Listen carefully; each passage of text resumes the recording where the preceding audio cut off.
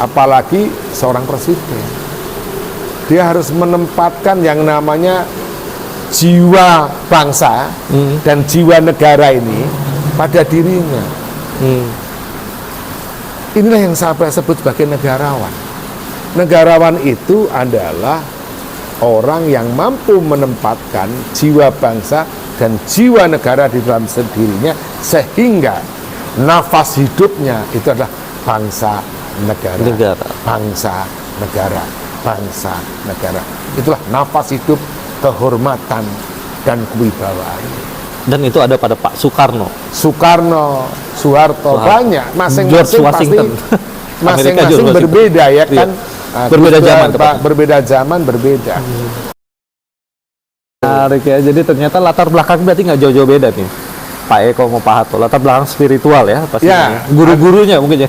Apalagi tadi disebut Jambe 5, Jambe 7. Jadi kalau kita ini yang namanya kesejarahan, pernah nggak dengar pepatah atau pemahaman bahwa siapapun yang menjadi raja di zaman Mataram Islam ini tidak boleh datang ke makam leluhurnya. Dan mereka itu percaya, raja-raja itu, jadi kalau sudah jadi raja tidak datang ke makam leluhurnya. Ternyata mereka itu dibohongi. Dibohongi siapa? Oleh penjajah Belanda. Karena Belanda ini mempelajari bahwa semua raja-raja itu berontak terhadap penjajah Belanda setelah mereka datang ke makam leluhurnya. Mengapa? Ya karena pasti orang yang datang ke makam leluhurnya akan diingatkan kembali. Sebagai seorang raja, ya pengabdian pada republik, janjinya ketika diangkat jadi raja, keberaniannya, perlindungan terhadap negaranya, harga diri dan martabat. Makanya itu tadi ya, zaman ke zaman itu ya, zaman meninggalkan zaman ke zaman. Jangan pernah meninggalkan kan zaman ke zaman. Jadi kalau misalnya saya ke Giribangun kan gitu, Astana Giribangun ya, itu untuk mengingat kembali nilai-nilai itu. Jadi saya ke Istana Giribangun saat itu pernah sama almarhum Pak Jostoy Suta. Saya ngajak beliau tanggal dekat-dekat dengan 11 Maret, almarhum Pak Jostoy Suta ngajak beberapa teman angkatannya 76. Saya sempat ketemu Mas Tommy. Waktu ketemu Mas Tommy di Lorin, saya bersama Pak Jos, saya sempat mengatakan sama Mas Tommy, Mas, kamatur beliau, bahwa siapapun putra-putri Pak Harto maupun siapapun putra-putri Bung Karno, kalau ingin dapat kembali menjayakan republik ini, maka putra-putri Pak Harto harus menemukan kembali spiritual bapaknya. Putra-putri Bung Karno harus menemukan kembali spiritual bapaknya, yaitu Soekarno. Tanpa mereka menemukan kembali spiritual daripada orang tua mereka masing-masing, mereka tidak akan memiliki tempat berpijak yang kuat, tidak memiliki soko guru yang kemudian bisa menjadi pegangan, tidak memiliki dasar landasan cakrawala berpikir yang luas tentang pengabdian dan kenegaraan serta kebangsaan ini. Wah, tapi itu kan untuk anak-anak Pak Harto dan anak-anak Pak Soekarno. Nah, sekarang kan beda nih, yang berkuasa berbeda. Ya, sama aja ya. Tapi sebenarnya Pak Eko melihat ya bahwa akar spiritual yang tidak meninggalkan zaman ke zaman tadi, soal budaya-budaya masa lalu, spiritualisme lah, itu penting ya untuk negeri ini. Sangat penting, bukan hanya penting, harus. Okay. Sekarang begini, ketika kita bicara spirit itu hanya seolah-olah pemahamannya kan hanya semangat. Tapi ketika spiritual, spiritnya udah universal, udah untuk semuanya. Ketika spiritnya sudah tua, ada spirit yang melindungi, yang menjaga, yang memelihara, yang merawat, yang mengasihi, ya kan? Nah, kita ini, bangsa ini kehilangan spiritual. Bangsa ini kehilangan spiritual kebangsaan. Oke. Hilangnya spiritual kebangsaan akan kemudian memperlemah yang namanya spiritual kenegaraan. Kenapa? Karena negara ini wadah bangsa. Jadi kalau spiritual kebangsaannya lemah, spiritual kenegaraannya otomatis juga lemah.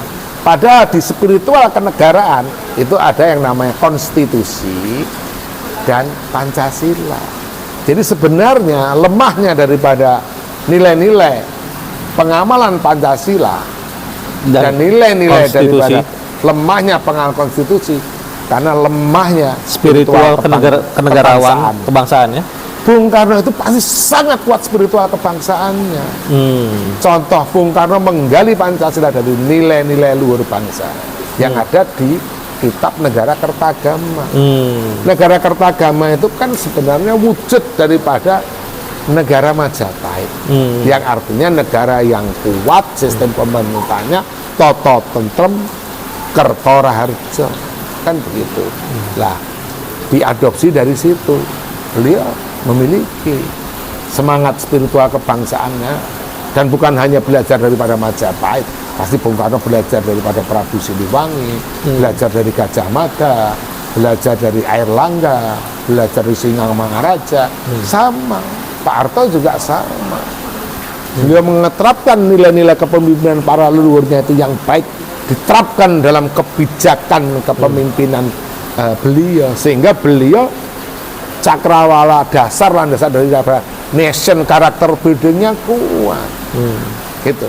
Kita ini lemah sekali. Saat ini karakter building kita lemah sekali. setelah era Pak Harto Setelah era Pak Harto saya lihat semakin lemah. semakin lemah. Semakin lemah. Nah, sekarang bagaimana? Kan Membangkitkan kembali. membangkitkan kembali. Ya pastinya hal yang harus dilakukan. Seorang pemimpin itu harus memiliki jiwa lembah manah ambek paramarta. Apalagi seorang presiden, dia harus menempatkan yang namanya jiwa bangsa dan jiwa negara ini pada dirinya. Inilah yang saya sebut sebagai negarawan. Negarawan itu adalah orang yang mampu menempatkan jiwa bangsa dan jiwa negara di dalam dirinya, sehingga nafas hidupnya itu adalah bangsa negara. Bangsa negara, bangsa negara. Itulah nafas hidup, kehormatan dan kewibawaan. Dan itu ada pada Pak Soekarno, Soeharto, banyak, masing-masing George pasti Washington. masing-masing berbeda ya kan. Berbeda zaman, berbeda zaman, berbeda. Kita harus belajar dari itu semua, mengambil yang baik, meninggalkan yang tidak baik. Itu. Saya adalah orang yang anti terhadap seorang pemimpin yang kadang dia tidak berani dadaki atau tidak punya jiwa kesatria. Yang kadang masih merasa bahwa kegagalannya dia jadi pemimpin sekarang karena dasar landasan permasalahan pemimpin pendahulunya. Wah, jadi jangan menyalahkan pemimpin terdahulu. Iya, ya jelas, karena siapapun jadi calon presiden itu sudah tahu kok perilaku pemimpin pendahulunya. Oke. Dia harus cari baiknya. Oh, betul. Ya kan, yang dimaksud Pak Harto mikul dhuwur mendem jero itu sangat luas. Pak Harto itu mikul dhuwur mendem jero. Saya kira Pak Harto mikul dhuwur mendem jero, ya, ya kan, ya, gitu. Terlepas pastinya semua ada kekurangan, ada kelebihan, dan memang mesti harus kemudian hati-hati siapapun yang jadi presiden. Karena mengapa? Tanggung jawabnya, ya kan, tanggung jawabnya. Anak salah, bapak keperada. Artinya menterinya yang salah, bapaknya yang tanggung jawab, presiden yang Presidennya. tanggung jawab. Ini pentingnya. Jadi soal jangan menyalahkan masa lalu, misalnya jangan bilang utang luar negeri sekarang yang hampir 7.000 triliun adalah semua warisan dari masa lalu. Masa lalu maksudnya sebelum pemerintahan yang sekarang. Tapi nyatanya kan kalau kita lihat grafiknya, justru percepatan penumbuhannya itu justru di pemerintahan-pemerintahan yang sekarang gitu. Nah, jadi balik lagi soal ke bapaknya bertanggung jawab ya. Kalau ada salah ya. Bapaknya yang harus bertanggung jawab. Apalagi kalau presiden, kan yang memilih menteri presiden. Harusnya presiden tahu kapasitas Lah, iyalah. menterinya, kejujuran menterinya, gitu kan. Nah, Harus tahu.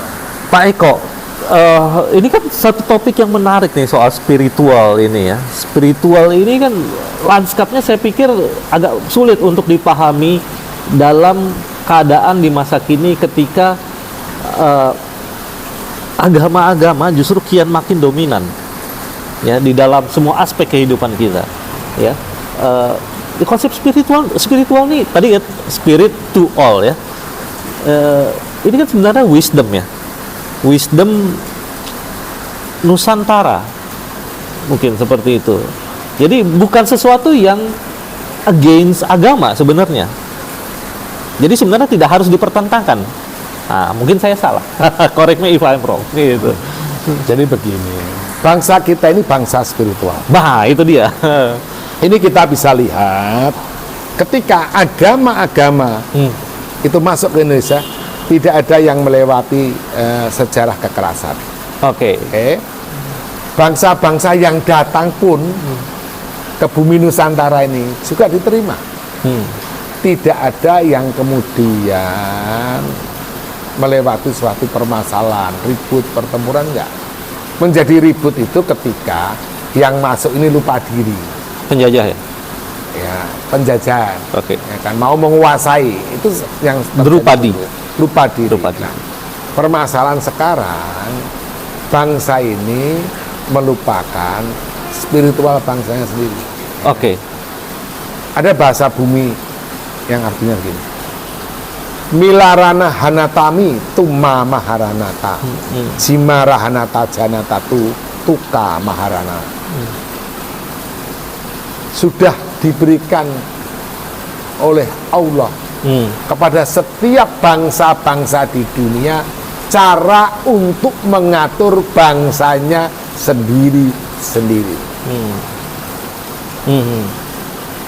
Jadi Allah itu sudah memberikan kepada setiap bangsa-bangsa di dunia ini, apapun bangsanya, Cara mengaturnya. bangsanya sendiri. Nah, bangsa Nusantara ini, yang kalau dalam bahasa Sundaland disebut bangsa Nusanatara, artinya bangsa dalam tatanan matahari. Dalam bahasa Nuh, artinya adalah bangsa Nuh Atara, bangsanya Nabi Nuh. Wow. Nuh itu dari kata manusia, Manusia. pemegang tanggung jawab tujuan Tuhan di muka bumi. Maka disebut Nabi Nuh karena dia nabinya manusia. Nah, kita lihat apakah kemudian dalam hal ini beliau-beliau para nabi itu juga bisa kita sebut sebagai pemimpin spiritual. Apa bedanya sekarang tokoh agama dengan tokoh spiritual? Iya. Kalau tokoh agama, agamanya apapun, ya kan, beliau masih mementingkan atau mengutamakan, mendahulukan kelompok agamanya sendiri, maka kita sebut dia sebagai tokoh agama. Tetapi di beliau tokoh agama, agamanya apapun, sudah mementingkan, mendahulukan, mau mengayomi orang dengan latar belakang agama apapun, Disebut tokoh spiritual. disebut tokoh spiritual. Gus Dur kali ya? Di Indonesia salah satunya Gus Dur. Ya, langsung deh. Nah, kita lihat para nabi. Beliau mengayomi siapapun. Oh. Ya kan? Agama apapun diayomi, bangsa apapun diayomi. Cakrawala berpikirnya juga luas, memahami kebesaran dan keagungan Tuhan Juga dengan luas. segala makarnya dengan utuh dan dalam. Itu Spiritual. Pemimpin spiritual. kita ini kehilangan nilai-nilai spiritual. Nilai-nilai spiritual. Salah satunya yang bisa kita lihat bangsa ini kembali membutuhkan kehadiran wali songo atau wali spiritual di zaman sekarang untuk mendampingi pemimpin politik.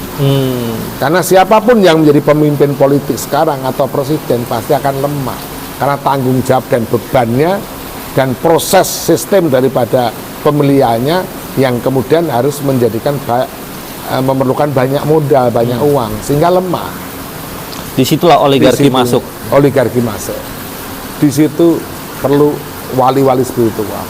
Di situ pemimpin politik perlu negarawan yang kemudian untuk memperkuat dia, yang dihadirkan di luar orang-orang politik. Maka disitulah fungsi daripada forum negarawan ini kita didirikan untuk memperkuat kayak gitu. Dan nanti fungsinya adalah untuk mendampingi pemimpin-pemimpin politik. Untuk mendampingi dan memperkuat pemimpin politik. Ini kerja strategis ini, Pak Eko. Pak Eko ini mainnya di level mempersiapkan orang, ya, mempersiapkan paradigma bahkan. Wah, saya bertemu dengan bukan hanya seorang orang yang bikin ormas, tapi ini punya konsep dan punya tujuan untuk ormasnya itu atau grup organisasi itu. Tetapi forum negarawan itu bukan ormas atau istilahnya ormas sebenarnya kan? Forum saja. Forum saja. Beliau kan banyak tokoh ya, kesamaan berpikir, kesamaan persepsi, latar belakang permasalahan kemudian yang sama, yang beliau punya pendapat tidak mungkin bisa dilakukan sendiri-sendiri, harus kemudian dilakukan secara bersama-sama. Itu yang pertama. Yang kedua, kondisi sekarang ini carut marut permasalahan kan bukan hanya di Indonesia. Oke, di level global juga. Di level global, ya kan. Banyak orang pasti setiap pemimpin itu memiliki cara yang kemudian berbeda-beda.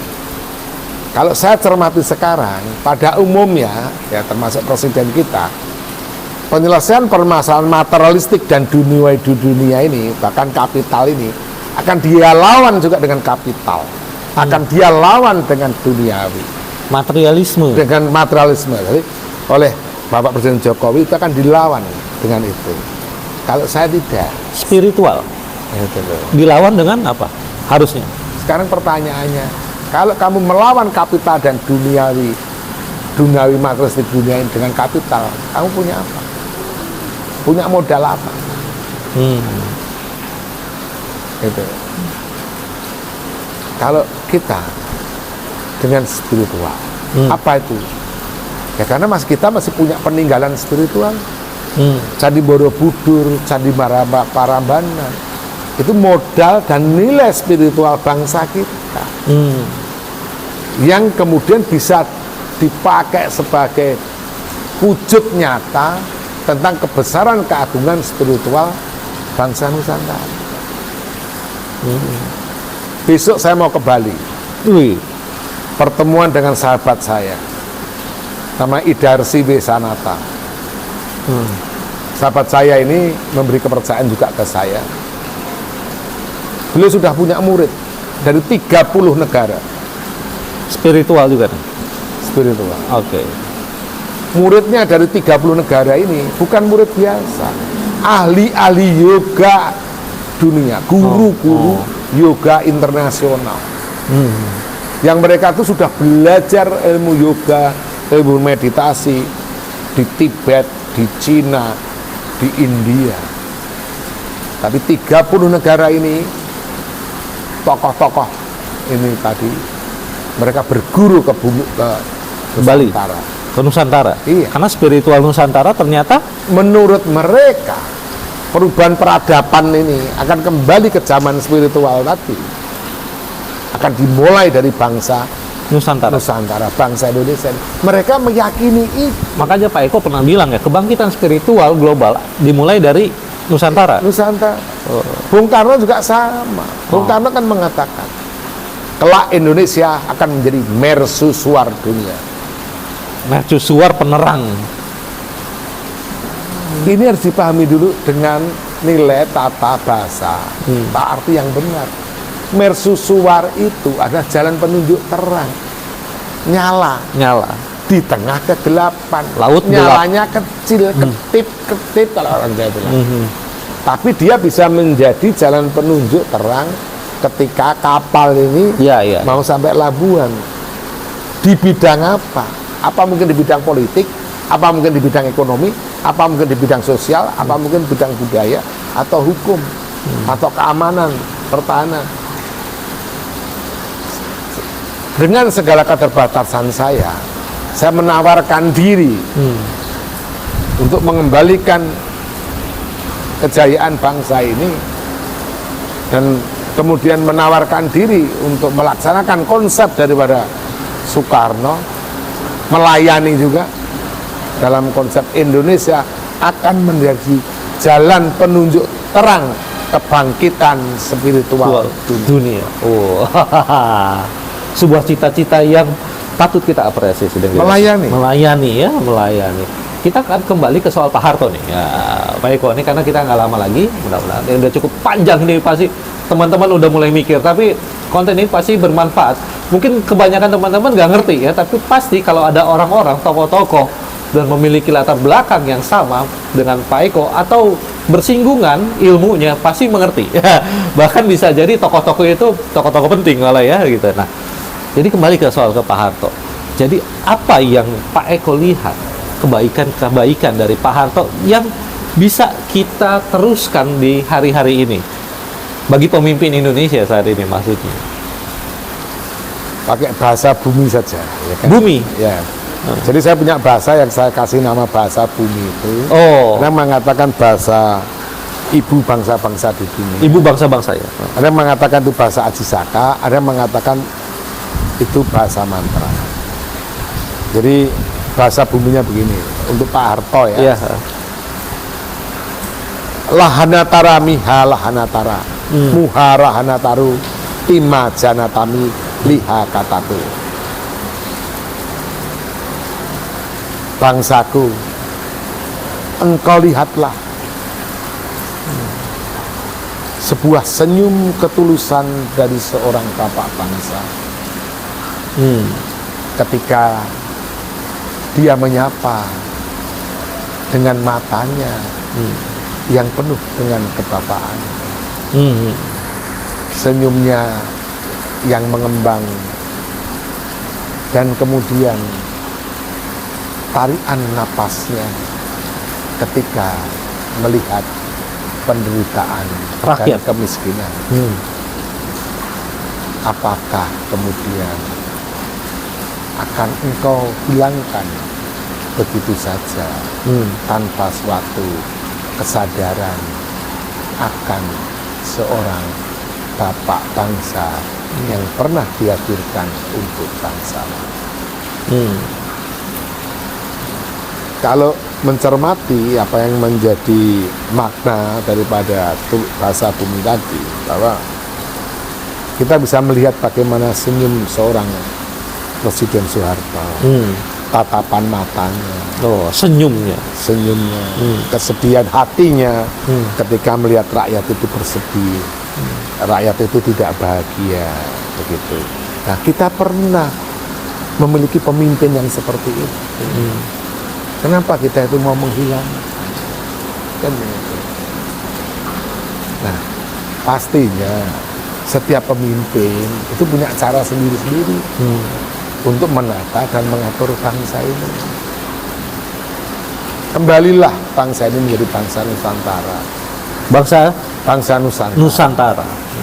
Karena kalau kita kembali menjadi bangsa Nusantara, maka kita menjadi bangsa yang lama. Kalau kita kemudian tetap menjadi bangsa Indonesia, baru ada 1928 sampai 2023, baru 95 tahun, belum ada 1 abad. Kalau kita menjadi bangsa Indonesia, kita menjadi bangsa yang muda. Kalau kita menjadi bangsa Nusantara, dari mulai anggap aja dulu sampai sekarang itu 21 abad. Jadi kalau kita menjadi bangsa Indonesia, kita sudah menghilangkan 20 abad zaman pada bangsa Nusantara. Oke. Tapi kan Indonesia adalah istilah politik untuk nation state di era modern. Ya. Jadi konsep negara bangsa itu kan di era modern baru. Sedangkan Nusantara itu sudah ada jauh sebelum adanya era modern. Jadi saya pikir istilah Indonesia itu lebih ke nation state, tapi wisdom yang kita miliki adalah wisdom Nusantara tadi, gitu. Termasuk spiritualnya adalah spiritual Nusantara. Kurang lebih seperti itu Pak Eko.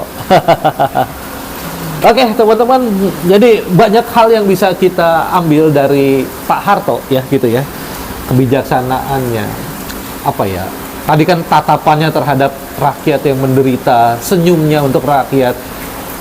Intinya adalah dia menempatkan dirinya sebagai seorang negarawan, dia menempatkan dirinya sebagai mengisi jiwanya dengan jiwa bangsa dan Jiwa bapak dan jiwa negara. Mengisi dirinya dengan jiwa bangsa dan jiwa negara di dalam dirinya. dalam dirinya. Nah, itu yang kita perluin sekarang negarawan, benar Pak Eko ya. Dan kalau kita lihat Pak Eko ya, dari baca pres, ini udah topik yang current isu ya. Kita belum bisa melihat sepertinya. Ya, ini my personal opinion. Meskipun baru kemarin saya ketemu dengan salah satu baca pres yang sangat populer ya. Tapi ya mudah-mudahan itu sebenarnya sudah ada tapi belum kelihatan aja ya gitu ya Pak Eko. Pak Eko percaya dong pasti bahwa Indonesia masih akan dipimpin oleh negarawan di hari-hari ke depan. Makanya Pak Eko bikin yang namanya forum negarawan itu untuk mengawal ya para pemimpin elit, para pemimpin politik, elit politik negeri ini untuk memiliki jiwa kenegarawanan. Benar nggak? Forum Ya. negarawan fungsinya untuk itu. Betul. Nah, ini sebuah kerja besar teman-teman, dan ayo kita dukung Pak Eko dengan visinya, misinya itu untuk membangun kembali negarawan, membangun kembali jiwa-jiwa negarawan di kalangan elit politik kita saat ini. Pak Eko dengan sangat menyesal nih, sebenarnya pengen ngobrol banyak banget ya, tapi pastinya nggak akan selesai satu hari satu malam, karena banyak banget itu ilmu yang bisa kita gali dari Pak Eko. Pak Eko, kita cukupkan saja. Ya, terima Oke. kasih. Ini terima kasih banyak teman-teman udah menyaksikan, dan kamu bisa komentar, atau kalau kamu juga pengen menangkal atau mengomentari Pak Eko dengan bentuk video, hubungi saya ya, ada emailnya di bawah, atau komentar aja, nanti komentar apa sih saya baca, nanti kita akan rekam videonya. Bisa aja kita datang ke tempat kamu dan saya akan podcast dengan kamu gitu. Oke teman-teman, semoga bermanfaat. Billahi taufiq wal hidayah. Wassalamualaikum warahmatullahi wabarakatuh.